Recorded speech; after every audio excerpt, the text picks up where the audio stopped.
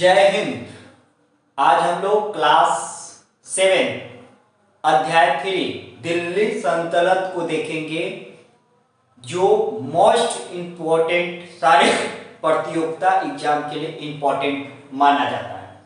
दोस्तों इस क्लास में हम लोग पूरी विश्लेषण के साथ हम लोग सीखेंगे क्या कि इतिहास दिल्ली सल्तनत यानी 750 से लेकर यानी यहाँ 750 से लेकर 1750 तक हमें दिल्ली सल्तनत को पढ़ना है। और इस काल में सामाजिक, आर्थिक, राजनीति का भी देखेंगे कि किस प्रकार के एग्जाम में इसको किस किस पॉइंट तक मेन टॉपिक को हम आपको समझा रहे हैं, जो सारे प्रतियोगिता एग्जाम और एक क्योंकि एनसीईआरटी पढ़ेला सब पढ़ लेते हैं, लेकिन समझदारी रहनी चाहिए।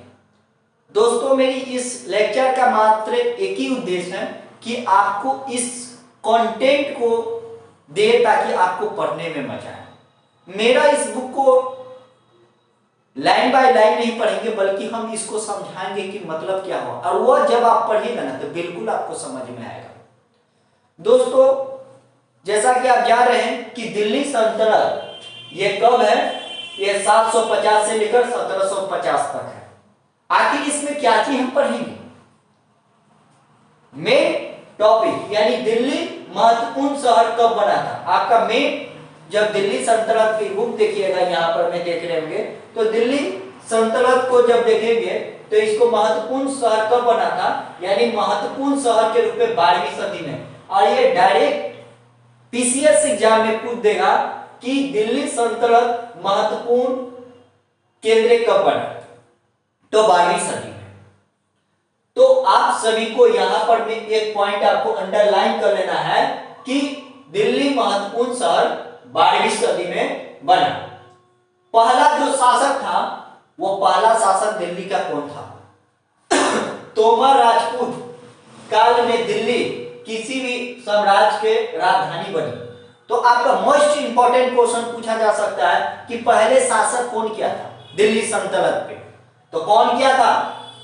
पहला तोमर राजपूत के काल में दिल्ली का साम्राज्य का राजधानी बनाई गई। मोस्ट इंपॉर्टेंट क्वेश्चन पूछा जा सकता है। फिर तोमर और चौहानों ने राजकाल माने राजकाल में ही वाणिज्य केंद्र महत्वपूर्ण हो। मोस्ट इंपॉर्टेंट क्वेश्चन दोस्तों, अगर पूछेगा कि दिल्ली वाणिज्य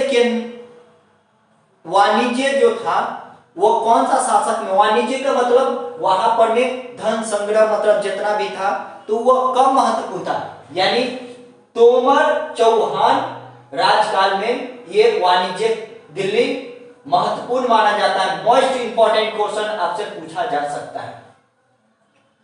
देखिए कि दिल्ली 13वीं सदी में सल्तनत का स्थापना है, यानी दिल्ली सल्तनत का स्थापना कब हुआ था, तो 13वीं सदी में स्थापना। तो आपसे क्या क्वेश्चन नहीं पूछेगा कि दिल्ली सल्तनत का स्थापना कौन सी सदी में हुआ था, तो 13वीं सदी में स्थापना हुआ था, जो दिल्ली के लिए महत्वपूर्ण है। ये आपको पैराग्राफ में यहाँ पर जो दिया गया है, हम उसी को टाइप को हम पढ़ा रहे हैं। दोस्तों देखिए कि दिल्ली सुल्तानों के बारे में हमको जानकारी कैसे मिलेगी।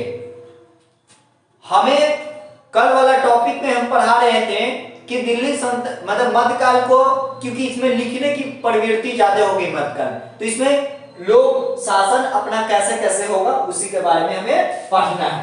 तो देखिए यहां पर में अभिलेख मिल गया, सिक्का मिल गया और भवन का निर्माण हो गया।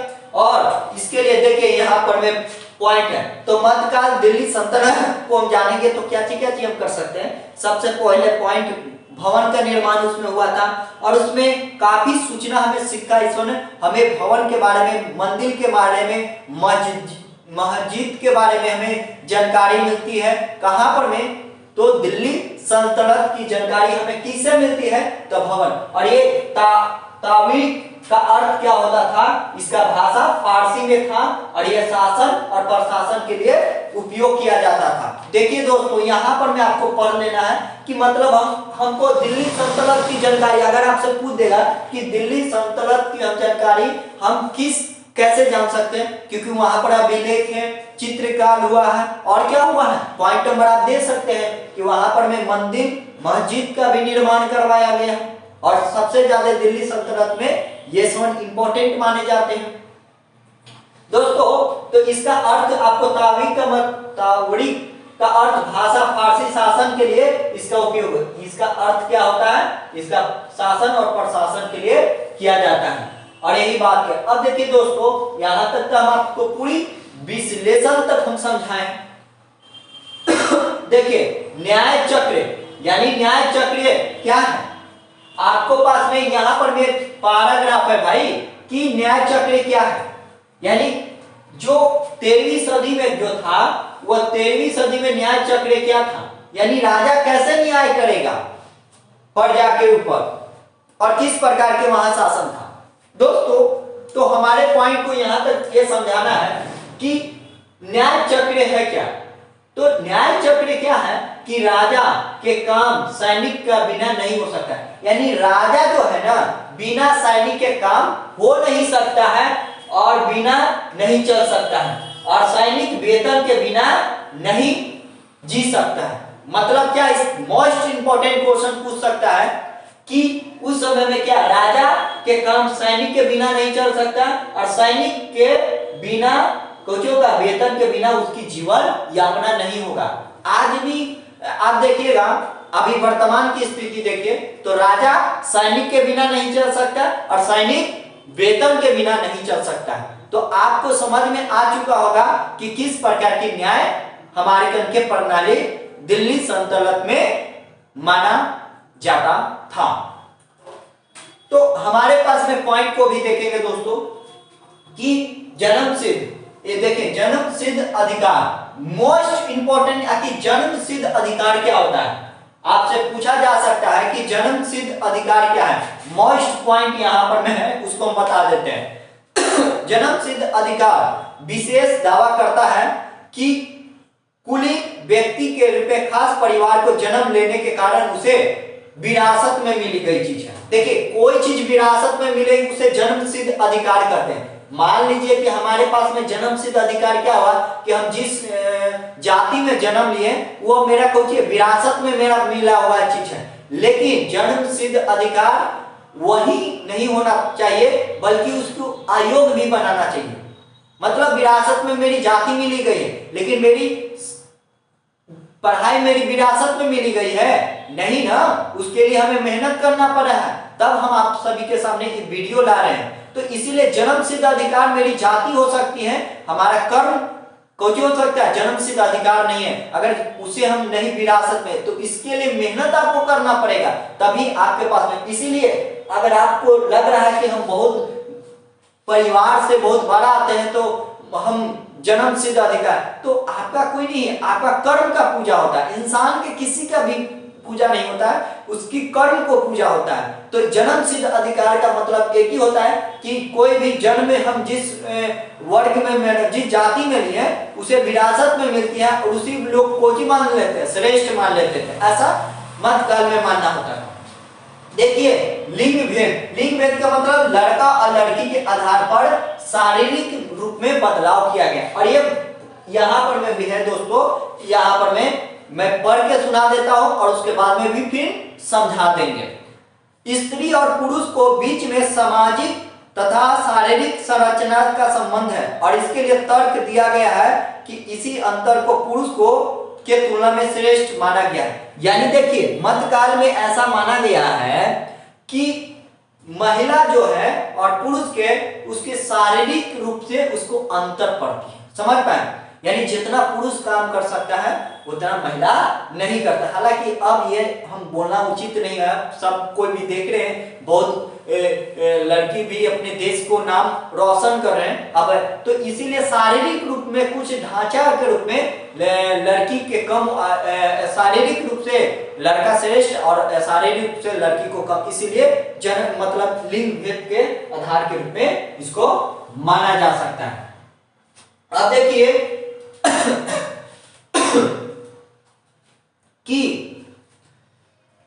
रजिया सन 1236 में सुल्तान इल्तुतमिश की बेटी, कौन सा, रजिया सुल्तान था ना, तो देखिए उसने इतिहास के मिनहार सिरोजा ने भी इसकी स्वीकार किया और इसके भाइयों ने योग था, लेकिन फिर भी वह रानी को शासक के रूप में मान्यता नहीं दिया।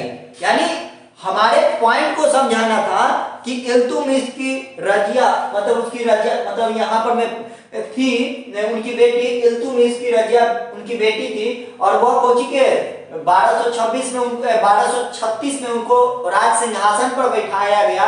उसके बावजूद आप विश्वास नहीं करिएगा कि उनको योग सब शासन था, लेकिन उनके भाइयों ने अधिकार योग था, समक्ष भी था, फिर भी वह रानी शासन के रूप में मान्यता नहीं दे रहे थे, बहिष्कार हुआ। देखिए मध्यकाल में स्थिति को महिला के ऐसे भी समस्या बहुत गंभीर था।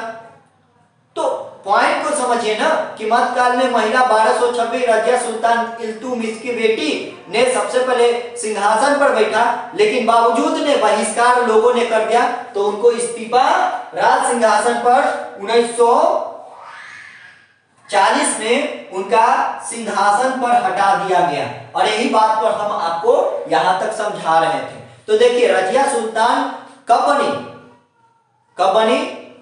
1236 में इल्तुतमिश की बेटी थी, लेकिन उनको सिंहासन पर इसीलिए हटा दिया गया ताकि महिला के उस समय में महत्व नहीं था। लेकिन आज हम इस चीज को देख रहे हैं कि महिला भी अच्छा पद पर जा रही और सभी व्यक्ति को सम्मान करनी चाहिए।